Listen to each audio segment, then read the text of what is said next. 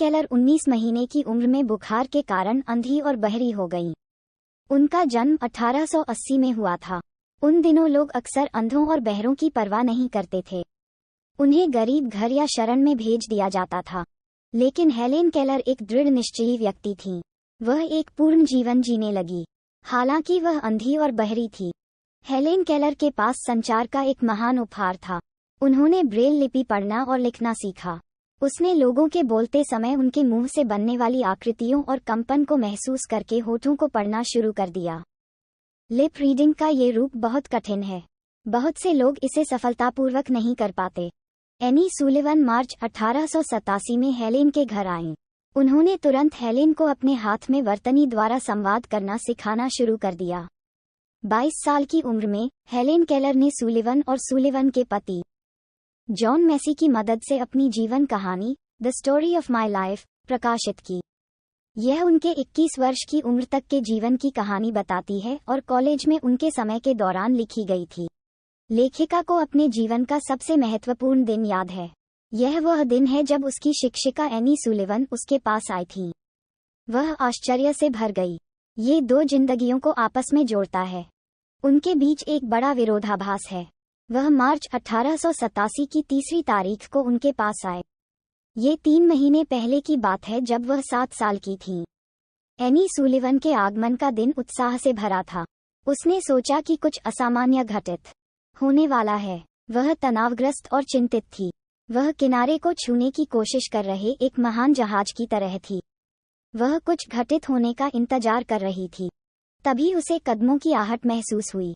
उसने अपना हाथ बढ़ाया। उसे उम्मीद थी कि उसकी माँ इसे ले लेगी। किसी ने उसका हाथ पकड़ लिया। यह उसकी शिक्षिका एनी सुलिवन थी जो आई थी। अगली सुबह एनी सुलिवन आए। वह हेलेन को अपने कमरे में ले गई। उसने उसे एक गुड़िया दी। इसे परकिंस इंस्टीट्यूशन के छोटे अंधे बच्चों ने भेजा था। हेलेन कुछ देर तक गुड़िया के साथ खेलती रही। मिस सुलिवन ने धीरे से उसके हाथ में DOLL शब्द लिखा। हेलेन को उंगली के खेल में दिलचस्पी महसूस हुई और उसने इसकी नकल करने की कोशिश की। वह अक्षरों को सही ढंग से बनाने में सफल रही। वह खुश और गौरवान्वित महसूस कर रही थी। वह नीचे अपनी माँ के पास भागी। उसने अपना हाथ उठाया और गुड़िया के लिए अक्षर बनाए। वह नहीं जानती थी कि वह किसी शब्द की वर्तनी लिख रही है या शब्द अस्तित्व में भी हैं। वह बस बंदर की तरह अपनी उंगलियां घुमा रही थी। उसने बहुत सारे शब्दों का उच्चारण करना सीखा। इनमें से कुछ शब्द पिन, टोपी, कप और कुछ क्रियाएं जैसे बैठना, खड़े होना और चलना थे। कई हफ्तों के बाद उसे समझ आया कि हर चीज का एक नाम होता है। एक दिन जब वह अपनी नई गुड़िया के साथ खेल रही थी, मिस सुलिवन ने अपनी गुड़िया को उसकी गोद में रख दिया और DOLL भी लिखा और उसे समझाने की कोशिश की कि DOLL दोनों पर लागू होता है। उनके बीच मग और WATER शब्दों को लेकर भी झगड़ा हुआ। मिस सुलिवन ने हेलेन को ये समझाने की कोशिश की कि मग मग है और पानी पानी है, लेकिन हेलेन दोनों को उलझाती रही। मिस सुलिवन ने कुछ समय के लिए विषय छोड़ दिया। कुछ समय बाद उसने इसे दोबारा रिन्यू कराया। हेलेन अधीर हो गई। उसने नई गुड़िया तोड़ दी। उसे कोई पछतावा नहीं था। उसकी शिक्षिका मिस सुलिवन ने टूटी हुई गुड़िया के टुकड़ों को एक तरफ कर दिया। वह संतुष्ट थी कि उसकी परेशानी का कारण दूर हो गया। उसकी टोपी लाई गई। फिर वे कुएं घर की ओर चल दिए। कुएं के घर पर कोई पानी भर रहा था। उसके शिक्षक ने उसका हाथ टोंटी के नीचे रखा। हेलेन के एक हाथ पर पानी की ठंडी धारा बह रही थी।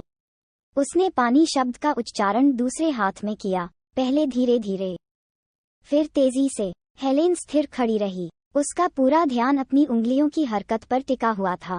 किसी तरह भाषा का रहस्य उसके सामने खुल गया। वह तब जानती थी कि पानी का मतलब अद्भुत ठंडी चीज है जो उसके हाथ पर बह रही थी। वह कुआं घर छोड़कर चली गई। वह सीखने के लिए उत्सुक थी। हर चीज का एक नाम था। हर नाम ने एक नई सोच को जन्म दिया। घर पहुंचकर उसे याद आया कि उसने गुड़िया तोड़ दी है। वह टूटी हुई गुड़िया की जगह पर अपना रास्ता महसूस कर रही थी। फिर उसने टूटी हुई गुड़िया के टुकड़ों को जोड़ने की कोशिश की। फिर उसकी आंखें भर आईं। उसे अपने किए पर पछतावा हुआ। उस दिन उसने कई शब्द सीखे। कुछ महत्वपूर्ण शब्द थे: माँ, पिता, बहन, अध्यापक, उसे लगा कि ये शब्द उसके लिए दुनिया खोलने वाले हैं। वह बहुत खुश थी। वह अपने पालने में लेटी थी। वह एक नए दिन के आने की चाहत रखती थी।